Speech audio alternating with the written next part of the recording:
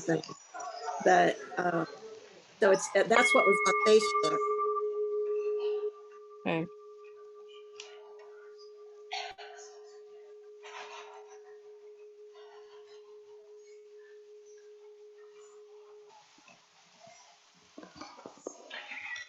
Do this short and sweet. You're talking to a meeting planner. Meeting planners are in the back of the room really high.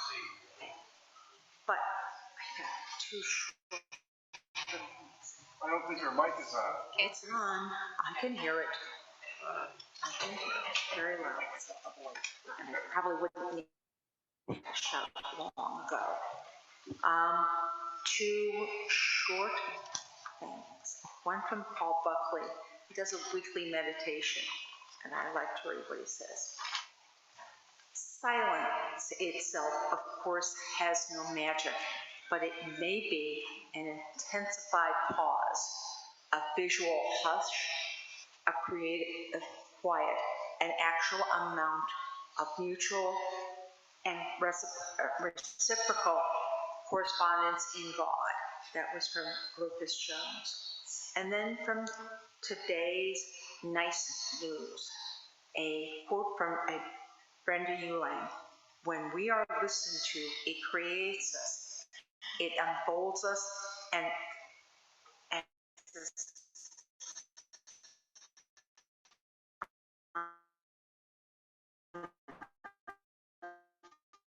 unfolded and expand. With that, make sure you're safe. Our poor people up in front that are listening in on Zoom will not be with us.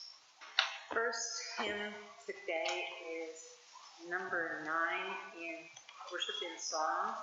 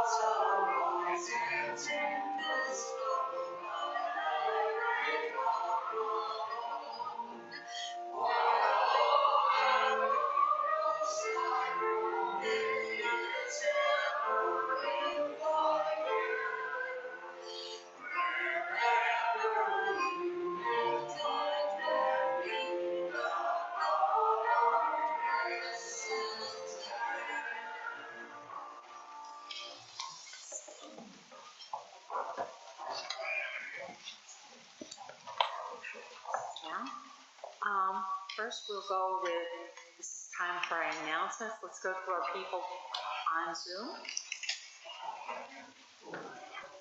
Okay. Hi, this is Teresa. I would like to make a family promise announcement. Our support week begins September 18th and goes through September 24th, and we'll be gathering names and volunteers to supply meals. We're supplying the meals to the Almost Home location, and currently there's 5 families that will be needing assistance, but we will get a more accurate count as the time draws near, and I will try to get a calendar posted for next Sunday so that anyone can fill in slots. I would encourage anyone who hasn't done it before to get with someone who has and maybe join forces. This is a good time not just to provide the meals, but to sit down with the families and provide a fellowship. So 2 people doing it at the same time would just enhance the experience. But you can do it all by yourself if you want to. Either way, whatever works for you, we'll go with that. And I appreciate all of our food volunteers. We have some of the greatest cooks you can imagine in our congregation.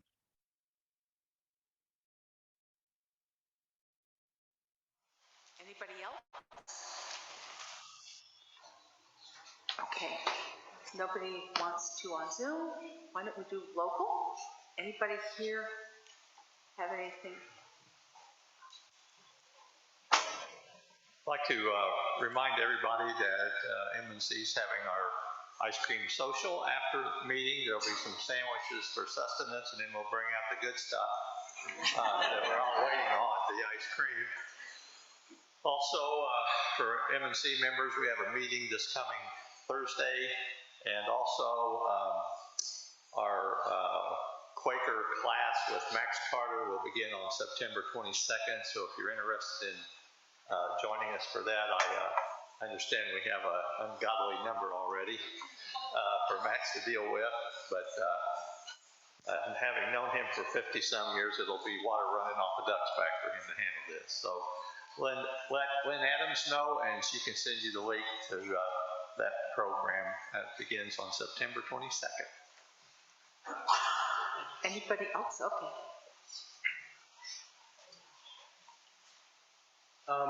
Just mark your calendar. There'll be more information coming out later, but we are going to hold a fall hike October 8th at Turkey Run.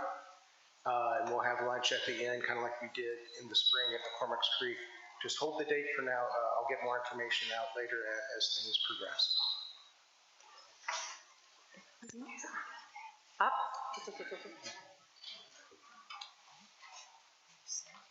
Mine is not so much an announcement, but a question for Teresa. Teresa, on the providing meals for Almost Home, can we go back to doing that family style like we did when we provided meals here? Absolutely. Absolutely. Great. Just wanted to clarify. That's a real good question. Let's see. Anything else? Way over here. Go see Bill.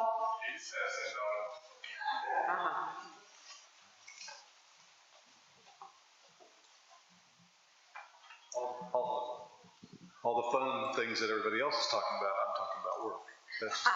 That's just the way I am, sorry.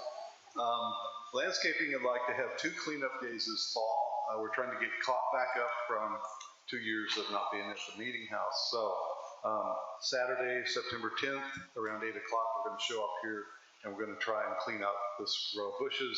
Basically, we're going to try and take the weeds and sod out from under them and use this mulch that's right out here and mulch around those. Take the dead bushes out. There's 2 dead bushes right there. Of course. But basically, that's the job. We need people with shovels. We need wheelbarrows. We need people. The second date is November the 19th, and then that's when we're going to hopefully, all those will have been frosted and they'll be back to dead wood, and then we'll trim them all down and make them look neat. So Hopefully there'll be no snow. Yeah. Saturday, September 10th, Saturday, November 19th. Parker County. Anybody else?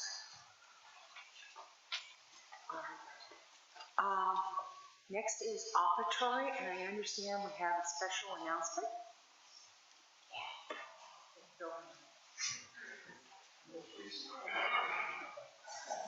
Good morning. So the Stewardship Committee is working on a series of messages to be shared at this time each week in worship. Our plan is to share some of the ways that your donations are being used to build a stronger meeting and show caring for our community. Your offering helps the meeting meet the annual budget. The budget provides funding for administration of Fairfield, as well as support for community organizations such as Family Promise and Kunat Food Pantry, and for other activities for the meeting. Please discern how you can show support for the meeting. Donations may be placed in the offering plate when we're at the meeting house, or go online to learn where to mail your check or donate directly through PayPal. Thank you for your support.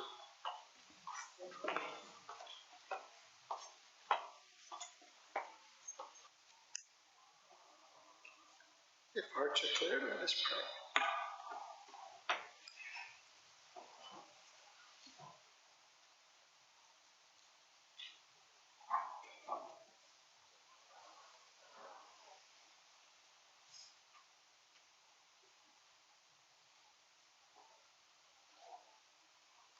How wonderful it is to gather with friends,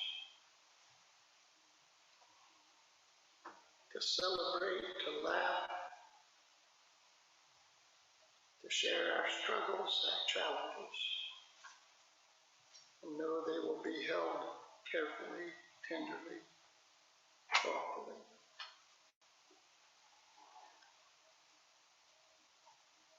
Oh God, as we journey through life, let us always be mindful of our blessings, lest we think our challenges are more than we can bear.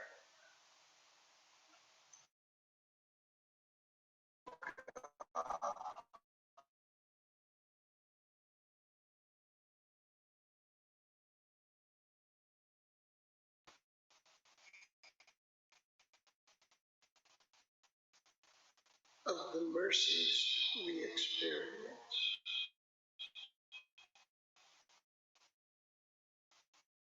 the moment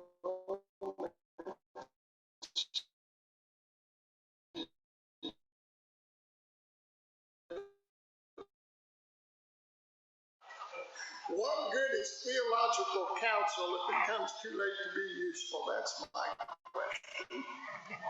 Nevertheless, I am grateful for you stepping up to the plate, knocking the dirt off your cleats, and hitting a home run, even if it was too late in the game for me to get my Porsche. I was happy this week. I talked with my neighbor. I've been envying this Porsche as it rolls by my house, and I found out this week that the transaxle went out in it, and I was just delighted by it. During my rehabilitation, I spent the time watching World War II documentaries, an odd habit for a Quaker pacifist, but there you have it. And while brushing up on militarism, I caught myself wondering what the most dangerous day in human history might have been. I thought perhaps the day gunpowder was invented, or the day scientists unlocked the destructive power of nuclear fission, or maybe the October day in 1347 when 4 merchant ships carrying the rats that carried the fleas, that carried the Black Plague, landed in Sicily, Italy, unleashing history's most destructive pandemic, killing conservatively 1/5 of the world's population, not stopping until it occurred to people that the Black Plague wasn't defeated by prayer or bloodletting or self-flagellation or giving money to the church. It was stopped only by quarantining the sick, thereby separating the healthy from the unhealthy, which stopped the spread of the Black Plague. But as dangerous as all those days were, I sometimes wonder if the most perilous day in human history was when it first occurred to someone that if they convinced others that God spoke to them and them alone, imparting rules to live by, that they could acquire the greatest power of all, the authority to tell their fellow beings what they could and could not do, how they should and shouldn't live. We've been reflecting on the topic of humanism, which we defined as having a strong interest in or regard for, concern for human welfare, values, and dignity. There are three foundational assertions of humanism, which affirm that one, knowledge and wisdom are best obtained by studying the observable world using the scientific method as opposed to an appeal to divine revelation. Number two, that humans who rose through evolution are self-aware, possessing the ability to discern right from wrong, and that our moral principles, this is number three, are not determined by divine commandments, but by examining the results that our actions yield in the lives of real men and women. Simply put, if our actions result in happiness and well-being for ourselves and others, they are moral. If not, they are immoral. And I want to speak about the third assertion this morning, that our moral principles are not determined by divine commandments, but by examining the results our actions yield in the lives of women, real people. I know this is antithetical to the historic claims of Christianity, which is traditionally held that morality originated from God, given to us through the traditions of Scripture and the church. And certainly if you wish to believe that, you're free to do so. But I am at the place in my life where that is an assertion I can no longer make. I can no longer believe that God singled out a tiny tribe of people on a sliver of land on the edge of a midland sea on one of trillions of planets to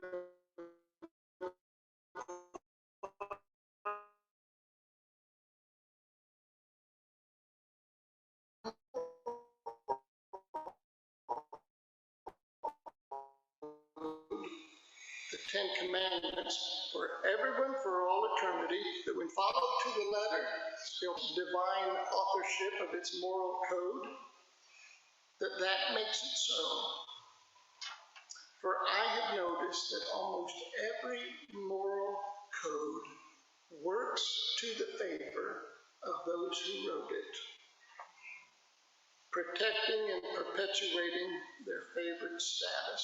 Slavery, for instance, was not a sin in the Southern Church. It was defended scripturally, though helping a slave escape was a sin considered theft. Muslim fundamentalists think it a sin for a woman to show her face, while that woman's husbands, fathers, and brothers face no such restriction.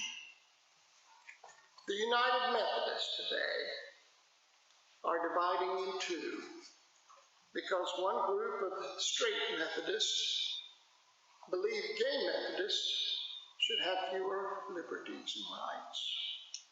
North Carolina yearly meeting in our own denomination, a yearly meeting that began nearly 325 years ago, has recently split for the same reason. Almost every moral code works to the favor of those who wrote it. If morality did originate with God, it is clear God neglected to teach us the same morality. which is why there are now 37,000 Christian denominations. And let's be honest, aren't you just a bit suspicious when someone tells you that God has told them what you should do?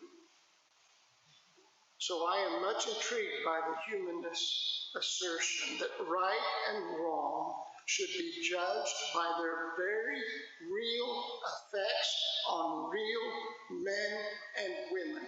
That if our actions result in the happiness and well-being of ourselves and others, we may call that a moral act. If not, it is an immoral act. But this standard is not for the morally lax or indifferent. It no longer permits us to just read a list of ancient rules, commit them to memory, and follow them scrupulously. Instead, the humanists invite us to live our lives in deep self-awareness, mindful of the real consequences of our actions.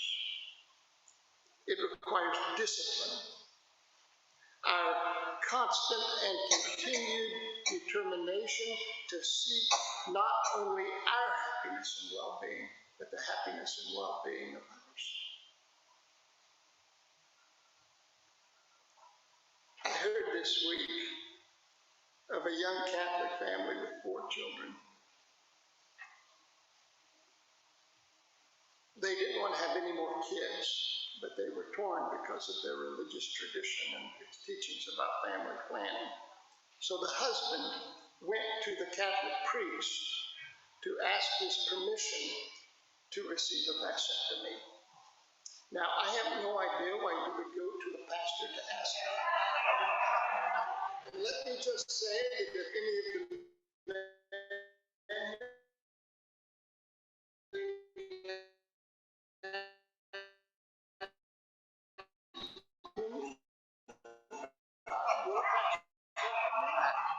let me release you from that obligation. But childless priest to ask his permission to receive a vasectomy. And the celibate childless priest told him, absolutely not. That would be a mortal sin. God forbids it. So he went home discouraged. The next day, he and his wife were talking with another Catholic friend who told them, oh, you went to the wrong priest. You have to go to the priest in the next town over. He grants permission for men to have vasectomies. And so they went to him and said, can we get a vasectomy? And the priest said, oh, yes. And they said, is it a sin? He said, no, it's not a sin. So get your vasectomy. How can we speak of God's will when 2 Catholic priests living 10 miles apart can't even agree what it is? And friends, it's not just the Catholics. It's all of us. It's all of us. It's even us here in this room. I'm sure we don't have, I'm sure there are points at which our morality or our understanding of God's will differs. I'm sure it is.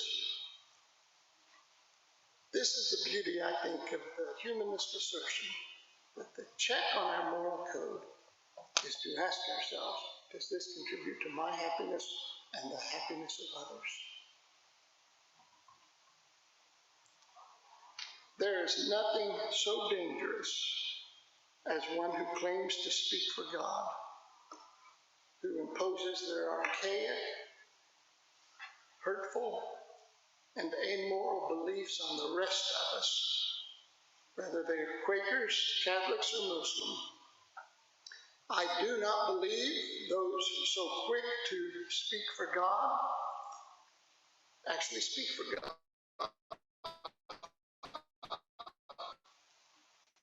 I am not morally obligated to obey their dated dictate, whose values always seem to coincidentally mirror my own. I believe that the rightness of an action should be determined solely by its effect. If an action contributes to my happiness and well-being and the happiness and well-being of others, I will do it. If an action diminishes me or my neighbor, I will not do it. I do not want it said of me that I pursued, out of a sense of religious obligation, a course of action that harmed and hurt other people. What a dreadful legacy that would be. At one time in my life, I did such things, but no more.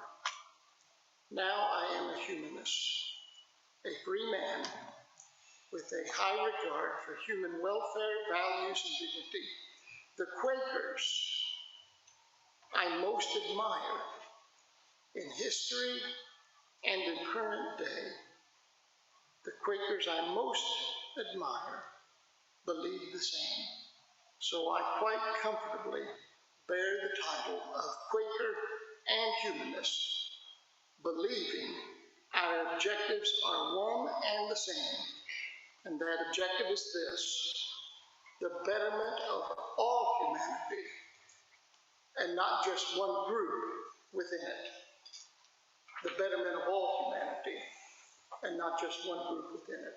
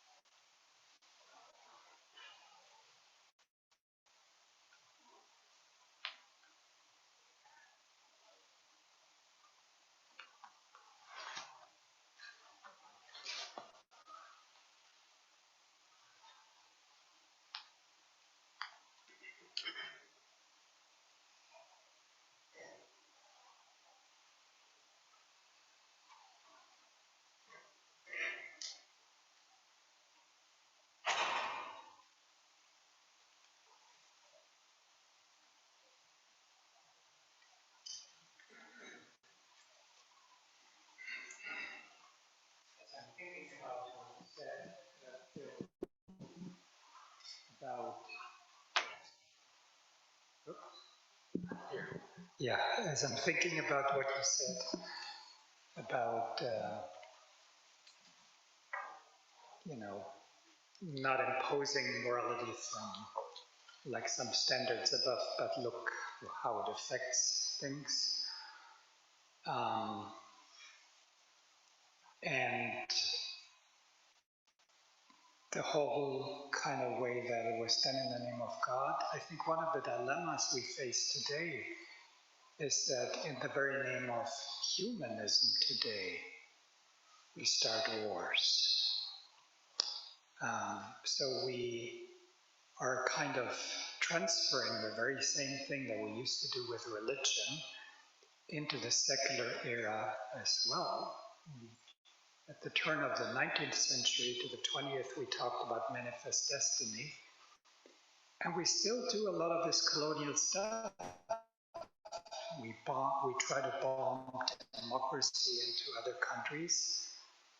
And I think one of the things that I think of when I think about these things, coming from a counseling perspective, one of the things that is really important to distinguish is whether you want something for someone else for their own sake, and whether they are the ones who really want this, or whether you want it for them because you think it is effective for them.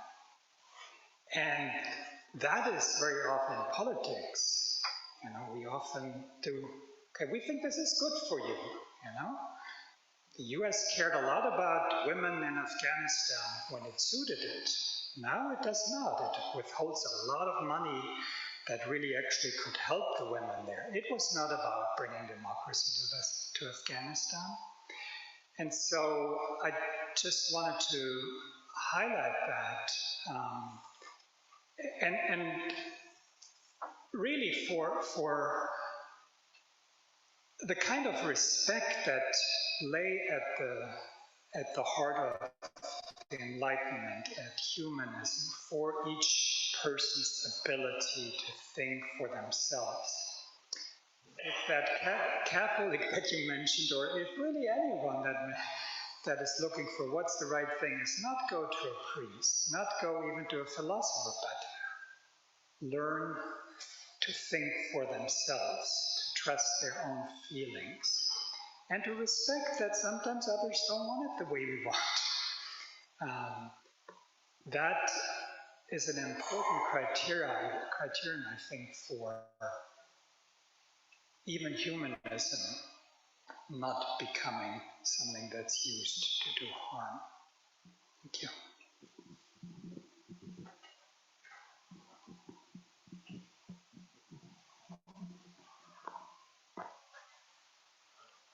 I think, the humanity of the United States, if inflation leads to recession, we need to do something about the inflation. Our price of everything's up in stores and everything. People can't afford groceries.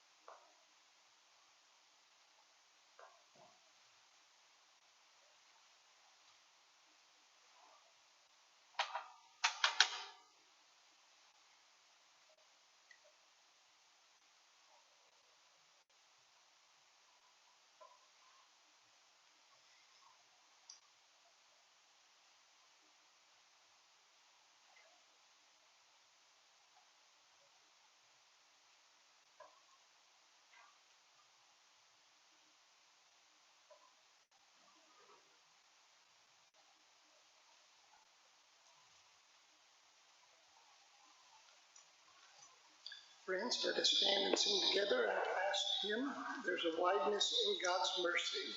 It's in our green hymnal, number 248, and we'll be singing verses 1, 2, and 3.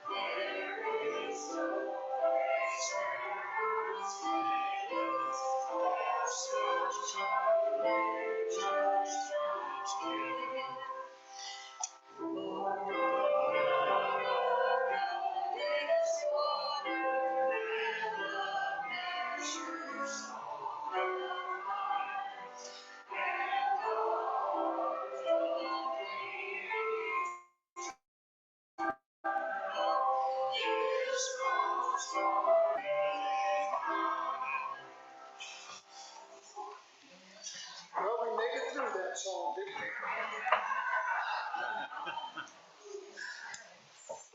I think the second thing that happened, the first being that someone felt that they were empowered by God to tell others what to do.